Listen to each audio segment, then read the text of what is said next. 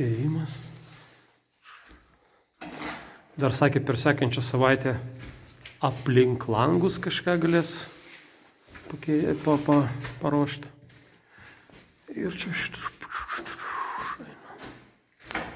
Nu, davai katilinę. Ir... Ai, nu čia nėra daug ką filmuoti, tik tai šitas skylės. Galėtų gal pakelti telefoną. Aukščiau. Aha. Tai grinai į tą skylę kaip nunešti. Kaip ten galėjo pragręžti. Bet įspūdingai, ne? Pragręžė. Laikyk. Aha. Šlakau. Va. Ir viskas. Aš žiūrėk, čia padarė irgi kažkas va. Jo. Boksus. Čia kaip ten... Korop. Ne kolektoriai, bet kažkas tokio. Gal filtrai kažkokie? Nu, čia darbo įdėta, ojojoj.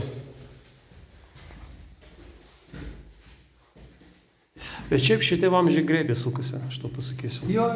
Čia skylės pragręžti, o visa kita čia vos Kai ne tu per porą. skilso, matai, juos reikia išsidėlioti. Tai irgi užtrunka. Kviesti turbūt dirba, ne vienas, taip spėjau.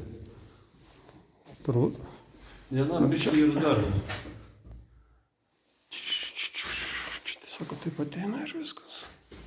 Jie turėjo nuspręsti, kaip čia trasas praeina, Surautinti.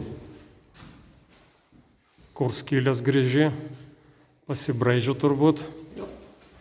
Matai, ne pirmas objektas. Tai... O tai žinai ką, aš užsirašysiu, reikės paklausti Dainius, ar yra planas.